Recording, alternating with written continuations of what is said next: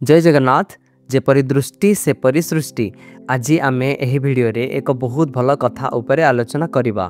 थरे गुरुदेव द्रोणाचार्य दुर्योधन को एवं युधिष्ठिर को पाखक डाकिले। युधिष्ठिर को कहले तुम्हें जाओ वर्तमान आम राज्य गोटे सबुठु खराब लोक को लेकिन आस जी आदौ भल मनीष हो नमती हृदयहीन पापी बेकार मनीष को मो पाखक लेकिन आस। ठीक सेहीपरि गुरु द्रोणाचार्य दुर्योधन को भी डाकी कहले दुर्योधन तुम्हें जाओ आम राज्य एक बहुत भल मनीष को लेकिन आस जी किसी खराब काम करू नथुबो एमती पुण्यवान हृदयवान लोक को लेकिन आस। तापर उभय चलीगले लोक खोजापी। युधिष्ठिर देखिले जेते भी लोक समस्तंकर किछि ना किछि भल गुण अच्छी समस्ते किछि ना किछि पुण्य काम करुछंती किछि मंगल काम करुछंती किंतु तांको कहा जायछि सबुठु खराब मनीष को लेके आसिया पई हेले तांको दृष्टि पवित्र थिला से गुणग्राही थिले तेणु से केवल समस्तंकर भल गुण देखिबारे ही लागिले।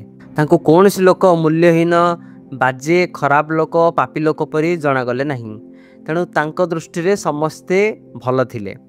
तेणु से शेष में निराश हो गुरुदेव को कहले गुरुदेव मु बहुत खोजिली हेले सबुठु खराब लोक मते केही भी लागिले समस्त पाखे किसी ना किसी भल गुण अच्छी। तेणु युधिष्ठिर कहले कि मु एक खराब मनुष्य को पाइली नहीं बोली यह गुरुदेव द्रोणाचार्य को कहले।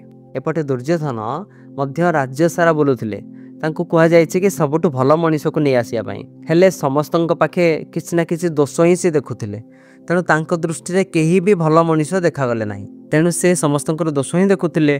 तेणु से जेकोसी लोक सहित मिसिले देखिले ए लोकर किसी ना किसी गोटे खराब गुण अच्छी तेणु तांको दृष्टि रे एक बहुत भल मनुष्य से देखि पारले नाही। तापरे से मध्य फेरी गुरुदेव द्रोणाचार्य को कहले गुरुदेव क्षमा करंतु मु गोटे बहुत भल मनुष्य को पाइली नाही समस्तंकर किसी ना किसी खराब गुण अच्छी एक बहुत भल मनुष्य मते जमा भी देखागले नाही।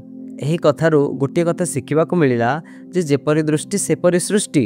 धर्मराज युधिष्ठिरंकर स्वभाव गुण सब महान थिबारु तांको केही खराब लोक देखागले नाही से समस्त को भल बोली भाविथिले किंतु दुर्योधन गुणग्राही न होइकि दोषग्राही थिले तेणु तांको दृष्टि रे गोटे बहुत भल मनुष्य से देखि पारले नाही।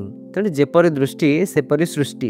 जेमिति आमे जेकोसी रंगर चश्मा पिंधिले ए दुनिया आमको सेमिति देखाजिबो ठीक सेही परि भावरे समस्ते निज निजर स्वभाव गुण दृष्टिकोण अनुसार ए दुनिया को विभिन्न भावरे देखंती। तेणु आमे आमर दृष्टिकोण को उन्नत करिबा दरकार जहा फलरे एहा आमर सब प्रकार क्षेत्र रे मंगल करिवो। टिके ध्यान देबे बहुत किछि पुस्तक आदि रे उल्लेख अछि कि भगवान श्रीकृष्ण दुर्योधन एवं युधिष्ठिर को एमती कहिके पठेइथिले एवं अधिकांश पुस्तक आदि रे मध्य वर्णना अछि कि गुरु द्रोणाचार्य एमती उभय को पठेइथिले किंतु विशेष भाव में गुरु द्रोणाचार्य कथा प्रचलित थिबारु आमे ताहा उपस्थापन कले। वीडियो केमती लागेला निश्चय जणेबे। एही परि वीडियो देखिबाकू आम चैनल को निश्चय सब्सक्राइब करंतु। जय जगन्नाथ।